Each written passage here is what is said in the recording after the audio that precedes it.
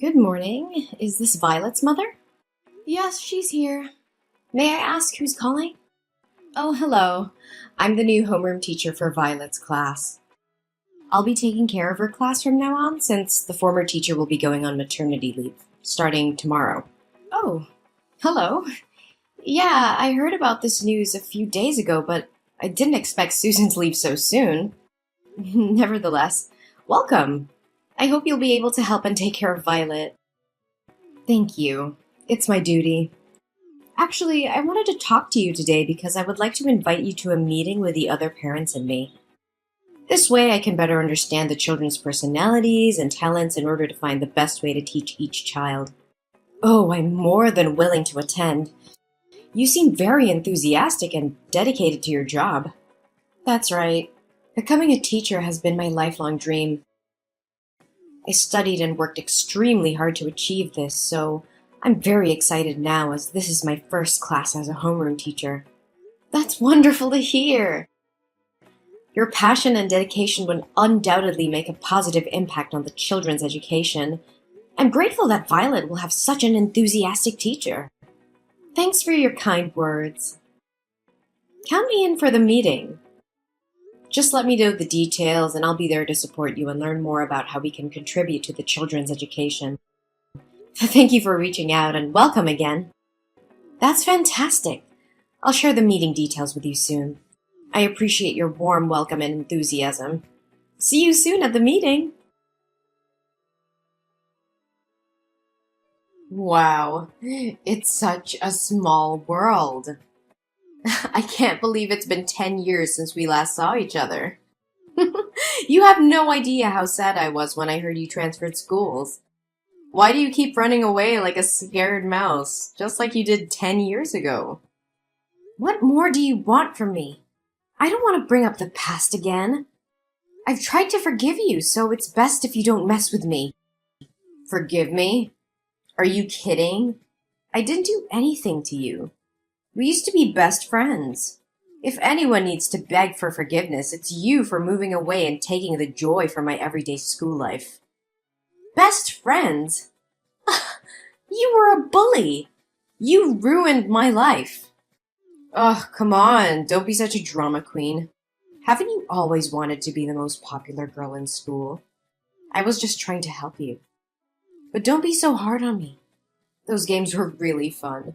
Do you call those inhumane acts, insulting others and making me live in fear every morning, a joke? You started a game where people at school were rewarded for throwing the most food at me, and from then on, every lunchtime was a nightmare. Everyone in school competed to throw whatever they could at me. Even when I hid on the balcony or the restroom, you always found me to continue that cruel game. Yeah, that was so much fun. From then on, I was covered in food every day and smelled. You even told everyone I was a trash can, and since then, my locker was always filled with disgusting garbage, along with curses and wishes for me to die. Never mind, they just said it for fun. The climax was the prom night in our second year of high school. You told me that the theme of the prom was to dress up as an animal. At that time, I was foolish enough to believe your lies and think that you wanted to make up with me. So I accepted your offer to do my makeup and dress up as a chicken. But when I arrived, everyone laughed and pointed at me. You even manipulated people to vote for me as prom queen. And when I was dragged up to accept the award, you poured a bucket of blue paint all over me. Oh yeah, you looked like a Smurf. Oh, I still find it funny to this day. Ah, you have such a good memory. How do you remember everything in such detail? I wish I could forget about it too, but those memories left a big psychological impact on me. Despite attending numerous therapy sessions, I still can't erase those horrible experiences from my mind. Ugh, chill out. Can't you take a joke? Those weren't jokes, Farah. They were acts of pure cruelty and humiliation. I was tormented daily, emotionally and physically scarred by her actions. My self-esteem was shattered and I lived in constant fear and embarrassment. Ugh, lighten up. You were such an easy target. Besides, you should have been grateful for the attention. It's not like you were anyone special before. Grateful? Are you serious? No one deserves to be treated the way you treated me. I was a human being just like you. Those acts of torment weren't funny or playful. They were a violation of my dignity and a betrayal of our supposed friendship. Friendship? Ha! You were always so pathetic and desperate for acceptance. I was just trying to toughen you up, make you stronger. Look at you now. Isn't it thanks to my upbringing that you dare speak up against me instead of crying and resigning yourself all day like before? Toughen me up? No. You were just a bully. You enjoyed having power over me, relishing in my pain and suffering. You had no regard for the consequences of your actions or the emotional scars they left behind. Ugh, stop playing the victim. It's been years and you're still dwelling on the past. Get over it already. Get over it. How can I forget the years of torment, the humiliation, and the constant fear? These experiences have shaped who I am today, but I refuse to let you define me any longer. I'm stronger now and won't allow you to belittle my pain. Whatever. You're just being dramatic. It's not like it affected you that much. Those are just rebellious acts. Almost every teen goes through that phase. I believe that when Violet grows up, she'll do the same thing I did to you. Oh no, she'll definitely turn out to be a failure who needs to be taught a lesson, just like her mother. Perhaps in the near future, I'll have to dedicate myself to taking care and paying attention to Violet. She'll be my favorite student from now on. How can a person like you, with such a biased, immoral, and shameless mindset, become a teacher? I will notify the school immediately so they can remove you from your position and find a more suitable teacher for my daughter's class. I refuse to have my child influenced by someone as inhumane as you. What do you think you can do? Don't you know that the principal of this school is my father? Go ahead and share your opinion. Try everything you can to get me fired. But guess what? My father will make sure to write negative comments on your child's school records, making it difficult for her to find a school anywhere else in the future. I will tell the truth about you to other parents, and I'm certain they will support the change of teachers. Oh, really? But let me tell you something.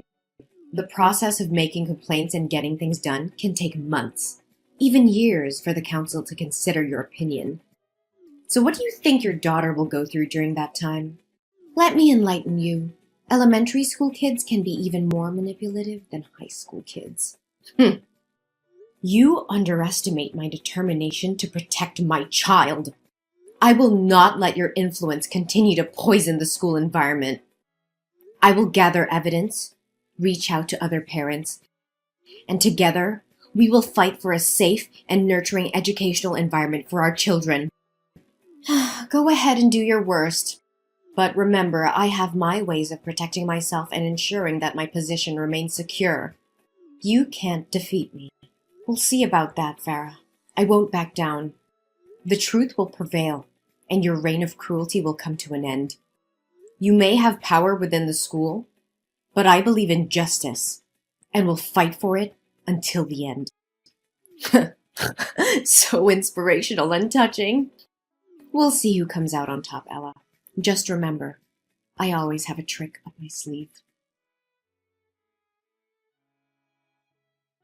Hello, Jellyfish Mom. Today I have an announcement to make regarding your daughter's recent misconduct. As her homeroom teacher, I have taken disciplinary action in response to her poor behavior. And before you jump to conclusions, let me clarify that this has nothing to do with holding a grudge from the past or intentionally causing trouble with your daughter. This is simply a conversation between a teacher and a parent to inform you about incidents of cheating and stealing involving Violet and her classmates. What? What do you mean by poor behavior? Are you saying my daughter cheated on her exam and stole from her classmates? Yes, that's exactly what I mean. During a math test today, I noticed Violet looking at her classmates' papers and even exchanging answers with them. A math test? That can't be right. Violet excels in math. Last year, she even represented the school in an inter-school math competition. How can you be so sure that she hasn't neglected her studies this year? Perhaps she resorted to cheating out of fear of embarrassing her friends. Furthermore, today was Violet's day for classroom duty. When her classmates returned to the class after playing, many of them discovered that their belongings were missing. Crayons, hair bows, game consoles. They were all found in Violet's locker when we conducted a search. How is that possible? Something doesn't add up. I am confident that Violet would never steal from her friends. Someone must have framed her. Accept the truth. You have failed to raise your daughter properly. As an experienced teacher, I can clearly discern if a child is lying or not. Moreover, she has already confessed her mistakes in front of the class. What? Did Violet herself admit to cheating and stealing? Yes, indeed. Although I had to use a professional method as a teacher to get Violet to admit her mistakes. What do you mean by professional method? Well, as an expert in educating children, I know which methods work best. In this case, a light spanking with a ruler was employed. I can assure you that I have used this approach with hundreds of students before. What? Did you physically punish my daughter? How dare you take such action without certainty that she committed those acts? You coerced and assaulted her just to force her into admitting fault? And you still call yourself a teacher? Oh, please, she simply needed to face the consequences of her actions. By the way, I'm disciplining Violet, so she'll be returning home 2 hours later than usual today. I have lesson plans to work on for tomorrow, so I won't be able to continue this conversation with you. No, you're not going anywhere until you clearly explain what punishment you're referring to. What have you done to my daughter? Oh, don't worry, you'll find out soon enough once she arrives home. Today I decided to test out a new punishment method, and your daughter was the first one to experience it. She'll be so grateful to me for a refreshing summer look. What on earth are you talking about? Oh, just relax, it's no big deal. Today was career day at school, and my class happened to open a salon shop. So I made a small adjustment to Violet's hair. Even though she looked pretty with her hair tied on both sides, she looked even prettier with her new hairstyle I created. What? How dare you touch my daughter's beautiful hair? Did you cut off those 2 braids? Oh, you silly person, of course not. I wouldn't be so heartless. Short hair wouldn't suit her face. Instead, I shaved her head in front of the entire class. I simply used her as an example to teach and warn other students never to make the same mistake as your daughter. It's quite an effective method of education. I swear to God, you're going to pay for this. You've gone too far, Farah. I won't let you get away with this. Oh yeah? I'm not too worried. If I didn't go this far, she'd never learn her lesson. Don't you know that when parents coddle their children, they grow up to be losers? I'm just doing what I'm supposed to do. You should be thanking me. What kind of teacher? No. What kind of person would do this? You have crossed all boundaries. It's not your place to physically and emotionally harm my daughter. You have abused your authority as a teacher. Oh, please, don't be so dramatic. It was just a harmless punishment. Her hair will grow back soon. Harming my daughter physically and emotionally is not harmless. You have no right to punish and abuse students like that. Even if she had committed a serious offense, you should have contacted me as her parent to discuss it, not subject her to torture like this. Oh, come on, it's my class, my rules, okay? Besides, in addition to correcting your daughter's behavior, I saved you some money on shampoo and water bills. Isn't that great? I can't believe you would stoop so low, Farah. You're supposed to be a teacher, someone who nurtures and guides young minds, not someone who inflicts pain and humiliation on innocent children. How can you live with yourself? Ugh, spare me the melodrama. You act as if I've committed some heinous crime. It was just a little punishment. A teaching moment for your daughter. It was not just a little punishment. You violated my daughter's trust, her sense of security. You took away her dignity and happiness. How could you be so heartless? Heartless? I did what needed to be done to discipline her. She needed to learn a lesson. Besides, it's not like she's the first student I've punished this way. I will report your behavior to the school administration and the appropriate authorities. You will pay for what you've done. Oh, please. Your little crusade won't amount to anything. I've seen parents like you come and go, making empty threats. I've dealt with worse than you. You may have dealt with others, but you've never faced someone like me. I will expose your true nature and ensure you are stripped of your position as a teacher. No child should ever suffer under your twisted idea of education.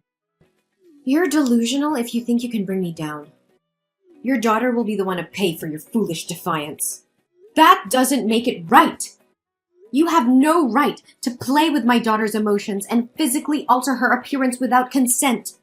Your actions are cruel and unforgivable. Well, maybe you should have taught your daughter better.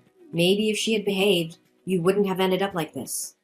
Once again, I can't believe you would sink so low. How dare you intentionally harm my daughter in such a despicable manner? What the hell are you going on about? It's just my responsibility as a teacher.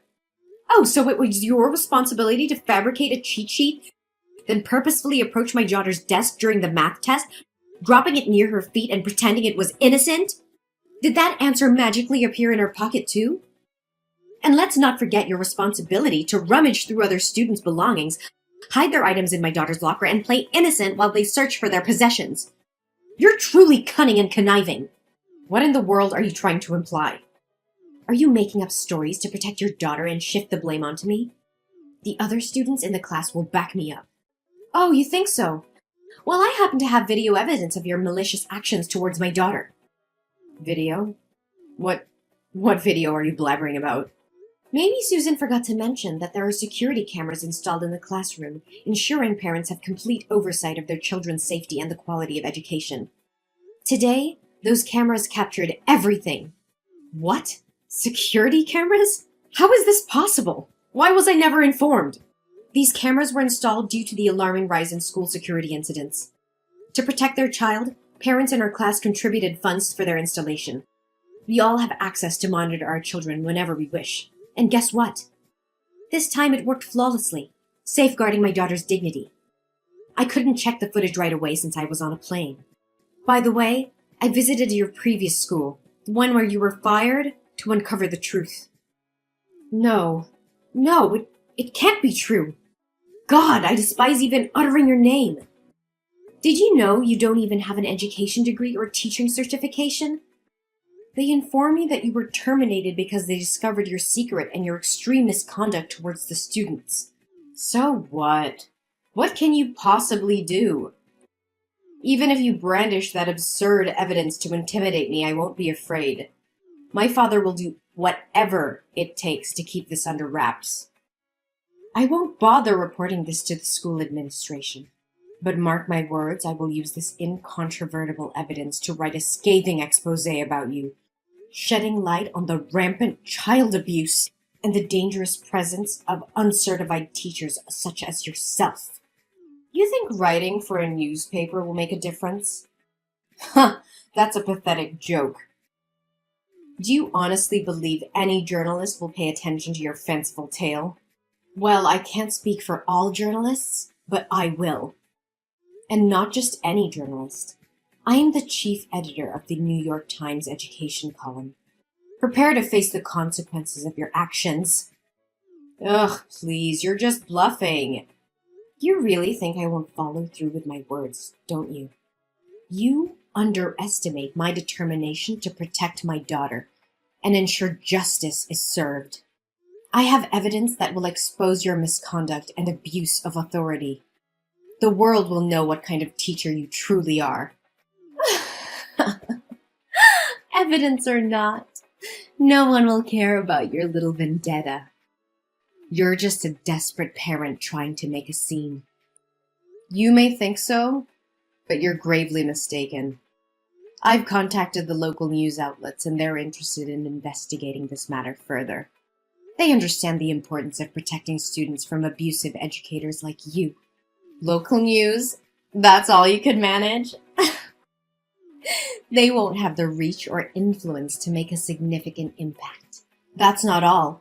I may have started with local news, but I won't stop there. I will reach out to national and international media, sharing the evidence of your deplorable actions. I will make sure every parent, every educator, and every responsible citizen knows what you have done. You can try, but I have powerful connections that will protect me. No one can touch me. Connections may shield you temporarily, but they won't save you from the relentless pursuit of truth. The public will demand answers, and those connections will crumble when faced with undeniable evidence. You will be held accountable for your actions. This can't be happening. You can't ruin my career like this. You ruined your own career with your unethical behavior. I'm merely shining a light on the truth. You have no one to blame but yourself. Please, Ella, I beg you, don't go through with this. I made a terrible mistake, and I deeply regret my actions. I never meant to harm your daughter or any other student. I was just frustrated and lost sight of my responsibilities as a teacher. I'm truly sorry for the pain I've caused. Ella, are you listening to me? Ella, come back here! How dare you block me? Ella! The public became aware of Farah's student abuse incident, and the news spread like wildfire. Outraged parents, teachers, and community members demanded justice for the students who had suffered under her care. The evidence, including the surveillance video, was presented in court, leaving no room for doubt about Farah's actions. Farah's trial was swift, and she was found guilty of child abuse and misconduct. The court sentenced her to a significant prison term, ensuring she would be removed from any position of authority over children. Her reputation was shattered, and she lost everything she had worked for. But the repercussions did not end there. The investigation into Farah's actions shed light on deeper issues within her father's school. It was discovered that he had been embezzling funds and covering up incidents of abuse. The authorities launched a thorough investigation, and both Farah's father and the school faced legal consequences. The school's reputation was tarnished, and it underwent major reforms to ensure the safety and well-being of its students. Then, I took immediate action to support my daughter Violet. I sought professional help and took her to a psychiatrist to address any emotional impact from the traumatic experiences. Thankfully, Violet showed resilience and strength, emerging from the ordeal with no lasting psychological harm. During the period when Violet's hair was growing back, I bought her a variety of beautiful wigs, allowing her to express herself and feel confident. The support from me and the love of her family helped Violet regain her self-esteem and move forward. Meanwhile, teacher Susan, who had been on leave, returned to the classroom. Her presence brought a sense of stability and positivity back into Violet's life.